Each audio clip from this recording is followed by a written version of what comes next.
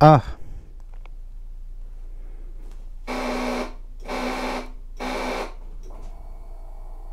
Bon, quand même, avant que vous en arriviez à ce point-là, faut y aller, quoi. Mais alors, du coup, comment change-t-on cette batterie? Personne ne se pose la question de comment on change une batterie, vu que tout le monde sait faire. Enfin, je crois. En fait, je sais pas. J'ai jamais posé la question. Alors, du coup, la batterie, il n'y a rien de très compliqué, hein. De toute façon, si j'en suis capable, n'importe qui peut le faire. Pour commencer, on va démonter la selle.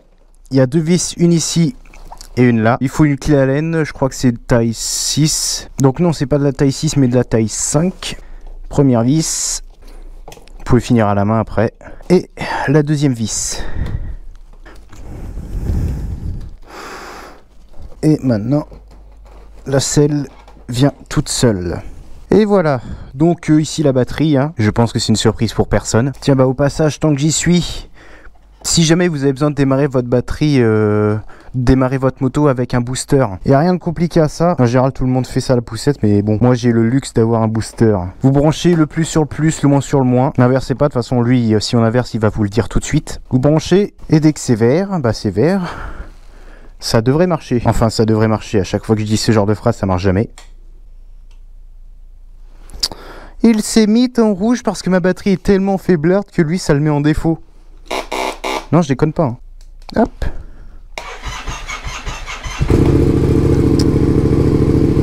Lui aussi, il est faiblard d'ailleurs. D'ailleurs, ce que j'ai oublié de préciser, quand on fait ce genre de choses, on branche toujours le plus en premier et le noir après et pas inversement. Par ailleurs, je profite de faire cette vidéo là de changement de batterie pour faire une expérience que je mettrai dans une autre vidéo si ça marche. Maintenant, ce qu'on va faire pour enlever la batterie, il faut retirer cette chose dont je ne connais pas le nom. Les clés Allen pour dévisser ces 4 vis, c'est de la taille 4. Oh, putain. Ah, c'est bon. Hop. Ne faites pas comme moi. Hein. Il y a 9 chances sur 10 de faire tomber une vis et de jamais la retrouver à faire ça. Ensuite, on retire d'abord la borne moins de la batterie. Parce que si on retire d'abord la borne plus, premièrement, vous avez de grandes chances de faire une sacrée étincelle. Et de deux, si jamais...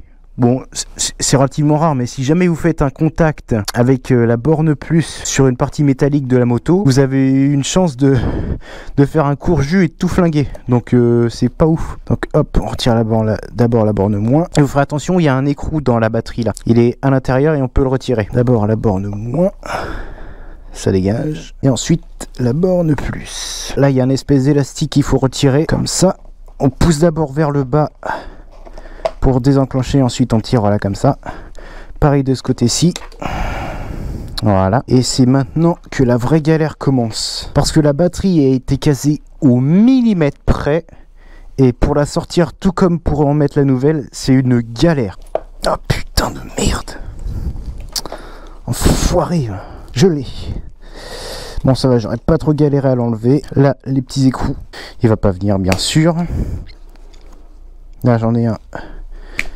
Là j'ai l'autre. Alors moi je recommande, enfin je sais pas, mais moi ce que je fais en général quand je change ma batterie comme ça, je nettoie toujours le bac ici parce qu'il y a toujours il y a toujours du sable qui vient s'accumuler parce qu'il y a un petit trou là ou de la saleté et moi j'aime bien voir ma moto clean tout simplement. Et peut-être, je sais pas si ça peut, mais ça peut peut-être faire chier la batterie parce que le sable, tout ça, le sel, c'est pas ouf. Alors pour remettre en place la nouvelle batterie, il faut remettre d'abord le caoutchouc dans l'angle et préparez-vous un outil pour bien glisser la batterie parce que la plupart du temps en glissant la batterie le caoutchouc il va glisser avec et se barrer un peu comme ça. Voilà, là il est bien mis. On glisse la batterie dans ce sens là avec toutes les informations qu'il y a au-dessus et non pas comme ça parce que ça c'est pas le bon sens, il faut la mettre comme ça. Alors en général quand vous achetez une nouvelle batterie ils fournissent les vis et les écrous qui vont avec. Ce que je vous conseille de faire lorsque vous changez de batterie c'est de mettre les nouveaux écrous parce que déjà c'est neuf et parce que pour être sûr d'avoir un contact le plus optimal avec les câbles et la batterie, parce que les vis même si en général ça rouille pas, ça peut s'oxyder et ça peut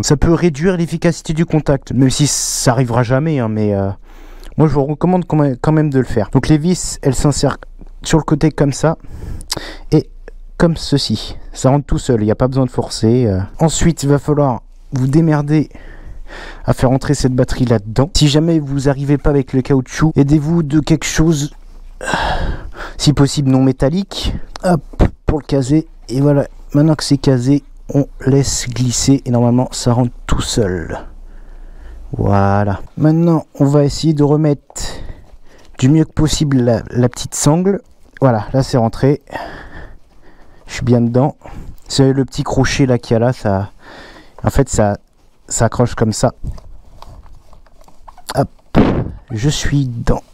Ouais, c'est bon. Et maintenant, on revisse. Alors, on branche d'abord le pôle plus.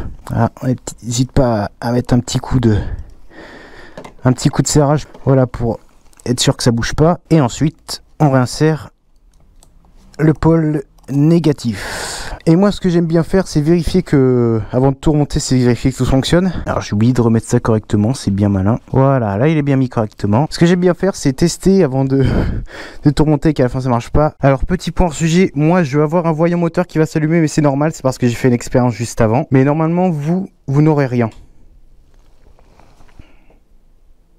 Hop. Nickel. Et ça marche nickel. Et mon voyant moteur s'est éteint. Bah parfait, c'est nickel. Il n'y a plus qu'à tout remonter. Il y a 9 chances sur 10 de faire tomber une vis et de jamais la retrouver à faire ça. Ah bah voilà, j'ai fait la connerie. Donc je disais ne faites pas comme moi, hein. C'est que moi j'ai la flemme. Voilà. Ça tienne bien, voilà. Parce que c'est ce qui tient la selle aussi par ça. Maintenant que tout est bien renfiché, la batterie est mise, le cache est mis, ça c'est mis. On remet la selle et on suit bien le mouvement comme ça.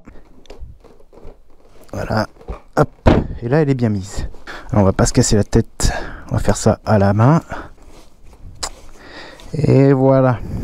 Voilà, parfait. Et voilà, la batterie est changée. Et maintenant, c'est normal le calage.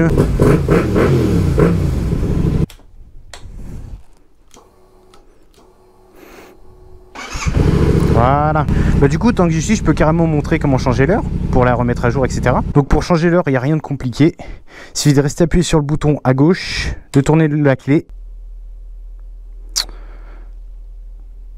Et j'ai littéralement de me tromper de manip, et en fait ça c'est pour régler la luminosité de l'écran.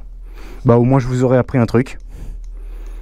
Hop, luminosité à fond, luminosité minimum. Voilà, bon moi je laisse au... comme ça, il n'y a pas besoin de plus. Moi j'ai pas besoin de plus, et on valide avec le bouton gauche. Comment on règle l'heure? Ça va être l'inverse j'imagine. Ok, donc faut rester appuyé sur les deux boutons en même temps, et puis ensuite tu vas sélectionner l'heure avec le bouton droit, et tu valides avec le bouton gauche. Donc il est quelle heure chez nous là? 16h43. En plus je crois que ça c'est une horloge qui fonctionne aux 12 heures. Je crois pas qu'il y a le 24 heures dessus, je me rappelle pas. Non, ok, sinon c'est une horloge AMPM. Ok, donc 4 heures. Voilà, l'horloge est réglée. Votre kilométrage est perdu. J'ai 35 000 km. Ça je peux pas le réinitialiser, c'est bien dommage. Et tout remarche parfaitement. C'est tout pour moi. Moi je me casse faire un tour. Ah si, au passage, petite info, quand vous remplacez votre batterie, si jamais vous avez un voyant moteur qui s'allume, il s'éteindra après avoir remis la moto en route. Sauf si vous avez un autre problème. Oh tiens, salut. Oh, trop mignon.